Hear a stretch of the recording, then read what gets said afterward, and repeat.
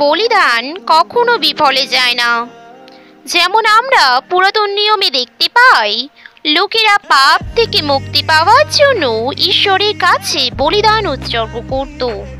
অন্যদিকে নতুন নিয়মে আমরা দেখতে পাই, প্রভু যিশুর বলিদান আমাদের পাপ থেকে মুক্তি দেয়। ইতিহাসে আমরা দেখতে পাই, স্বাধীনতা পাবার জন্য মহাপুরুষগণ নিজেদের জীবনকে বলিদান দিয়েছিলেন। অনেকের আত্মত্যাগের মাধ্যমে আমরা স্বাধীনতা পেয়েছি।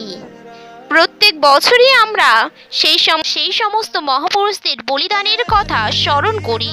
বিশেষ করে 15ই আগস্ট বা ভারতের স্বাধীনতা দিবসের দিন, অর্থাৎ আজ।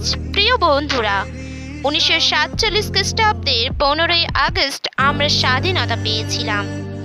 আমরা সব কিছু থেকে মুক্ত, তাই আমরা আনন্দের সাথেই এই দিনটি উদযাপন করি।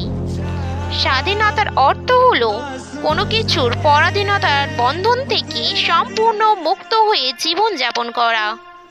একইভাবে ধর্মীয় দিক থেকে মুক্ত থাকা বা স্বাধীনতার অর্থ হলো পাপ থেকে মুক্ত থাকা, শয়তানের কবল থেকে মুক্ত হয়ে থাকা।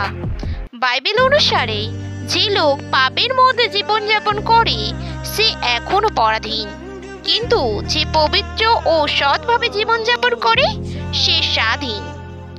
স্বাধীনতার অর্থ কিন্তু এই নয় যে আপনি যা খুশি তাই করতে পারেন।